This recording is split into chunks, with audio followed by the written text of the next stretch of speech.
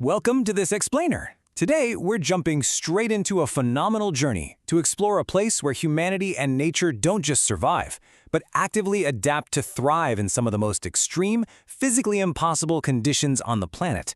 We're talking about Nepal, a nation that honestly seems to defy gravity, history, and even time itself. Okay, let's dive into this. To really understand Nepal, you have to rewind about 50 million years. That's when two continents collided with this absolutely unstoppable force. India basically slammed into Asia, and from that colossal impact, the Himalayas were born. Out of this incredibly thin air, Nepal emerged, effectively inheriting the roof of the world. And because of that single prehistoric collision, Nepal is home to 8 of the world's 10 tallest peaks. To make sense of this incredible country, we've set up our expedition route for today.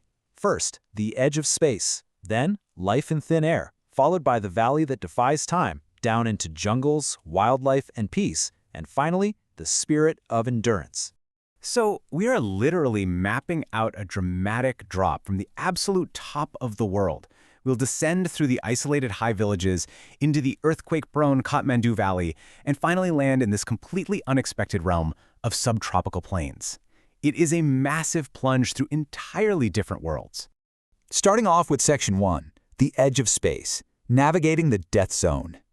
And this brilliantly illustrates the sheer, mind-boggling scale of the environment we're talking about. We're starting in a massive wall of stone and ice that physically intercepts monsoons and shapes weather patterns across half the planet. Everest Base Camp alone sits at 17,600 feet. That is higher than most mountains on Earth will ever reach, and here it's literally just the starting line. This temporary city sits right on the shifting Khumbu icefall, which is a terrifying maze of ice blocks larger than houses that can just tumble without any warning. To go higher means crossing bottomless crevasses on flexing aluminum ladders. When climbers finally reach 29,032 feet, it is a visceral experience. The earth curves below, the sky deepens to black blue, and every breath feels borrowed from eternity. That perfectly captures the terrifying beauty of the summit. But there's a very sobering reality here, too. The statistics are stark. 1 life is lost for every 100 successful climbers who reach the top. Right along this route is Rainbow Valley, marked by the brightly colored gear of those who fell to the mountain. There is absolutely no forgiveness up there. Moving down to Section 2, life in thin air, humanity's highest footholds. Dropping down just slightly, we enter a gravity-defying realm, navigated by the legendary Sherpa people and incredibly resilient yaks. Now, if you thought Everest sounded dangerous, Annapurna is even less merciful. Look at this brutal breakdown. A staggering 33%. 1 in 3 climbers attempting the summit never return.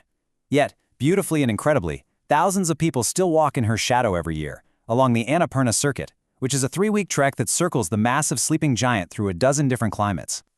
Let's zoom in on the micro details of this human resilience. It's just wild to see how life finds a foothold where physics barely allows it. Up at over 14,000 feet in Dingboche, people are actively tending barley fields. Drop down a little bit to Tengboche Monastery, and you've got monks meditating literally in the shadow of giants.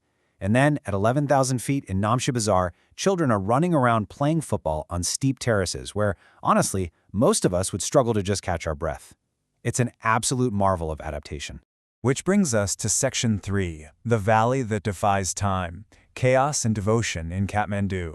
Let's continue our descent right into a fragile, earthquake-prone basin where 3 ancient cities have danced with destruction for centuries. The sensory juxtaposition here is incredible. Kathmandu is like a beautiful accident that somehow learned to breathe. On one hand, you have ancient devotion, saffron-robed sadhus sitting beneath medieval eaves, practicing humanity's oldest experiments in letting go of possessions. And sitting directly overhead, the absolute modern chaos of tangled electrical wires and Wi-Fi signals that flicker just as unpredictably as the local temple flames. The valley harnesses its rivers for power, yet planned outages regularly plunge these ancient temples right back into candlelight.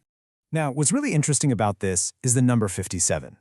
The Kathmandu Valley has its own unique relationship with time. Nepal actually follows the Bikram Sambat calendar, and this temporal dimension remarkably places Nepal exactly 57 years ahead of much of the rest of the world. It's a perfect metaphor for a place where the past and the present don't just follow a sequence, they exist right alongside each other. And speaking of doing things entirely their own way, let's talk about their flag. It is literally the only national flag on Earth that refuses to be a rectangle. Those distinctive double triangles perfectly mirror the Himalayan peaks that define the landscape, but they also represent the country's two major faiths, Hinduism and Buddhism, flying defiantly together in a beautiful shared difference. Section 4. Jungles, Wildlife, and Peace. The Unexpected Subtropics.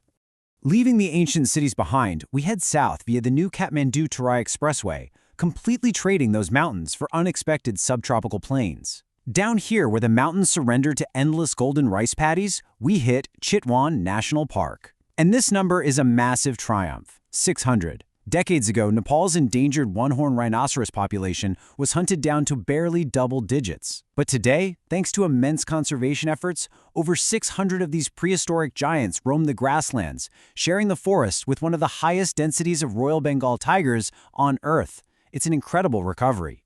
But these plains aren't just home to wildlife. Over 2,500 years ago, a monumental shift in human philosophy happened right here in Lumbini. This is the birthplace of Buddha. You can trace the deep historical layers so clearly, from the 6th century BCE ruins beneath the Maya Devi temple to the perfectly legible 2,200-year-old sandstone pillar erected by Emperor Ashoka, right up to the 20th century World Peace Stupa, all the way to the present day where monks continually tend an eternal peace flame. Let's move to and see how this builds, because Lumbini is the birthplace of an idea that spread across half the world without raising a single sword. Nations from everywhere have built monuments here. We're talking Myanmar's golden tears, Sri Lanka's elegant simplicity, Thailand's geometric perfection, Cambodia's Angkor-inspired stone, and Vietnam's resilient pagodas. All of these global traditions gathering in one shared devotion. It brilliantly shows how the most powerful person in history ultimately united the world simply by giving up all of his power to end suffering. And our final stop, Section 5, the Spirit of Endurance, traditional Nepal in the mid-hills. So, the crucial point is, when we ascend slightly back up into the mid-hills, you'll see paragliders flying above ancient rope bridges, and you'll find the birthplace of the legendary Gurkha soldiers. But more importantly, you find a populace speaking over 120 different languages. It's a young, fragile democracy that recently experienced mass protests, yet it amazingly remains the oldest unconquered country in South Asia. Its true strength comes from these communities of extreme diversity that simply refuse to be divided by their harsh landscape. Which brings us to our final thought for this explainer. Looking at Nepal, a nation that survives, adapts, and endures against gravity, thin air, and shaking earth, we have to ask ourselves, how do we find strength in the most impossible of places? The people of Nepal have answered this for centuries, through unshakable devotion and community. And maybe that's a lesson we can all take into our own lives.